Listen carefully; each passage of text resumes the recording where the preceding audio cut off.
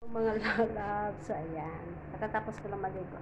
Ayan, nagluto ako ng cream caramel. Ayan, dalawa. Kasi may party na naman. Ayan, dalawa. O, diba, ang dami. Ang lalaki. O, tapos ito naman gagawa pa ako ng, anong tawag doon? Ito yung linuluto, ito yung Pasko. Basta ito yung Pasko, ito yung linuluto namin. O, mele dapat. Mele. Ayan, lulutuin ko pa yan, o. So, ayan. Ayan.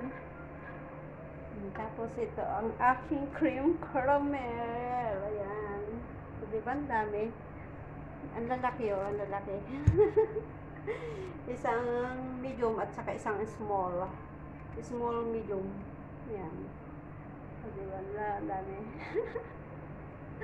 Ay, nako, cream caramel, paborito ng mga amo, paborito ng mga madam. Ang cream caramel ko, yan. Yan.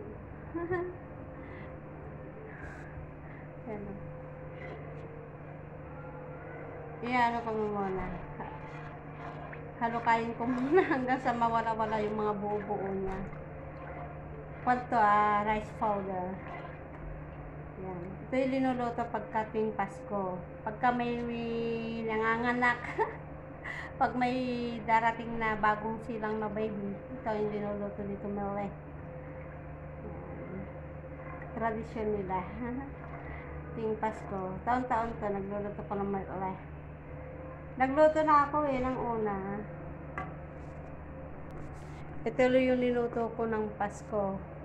Yan. Ganito din karami yan.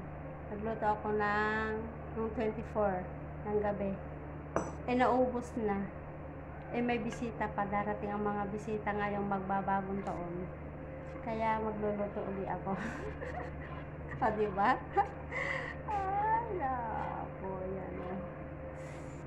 Ayan. Thank you for watching, mga lalabs. Ayan.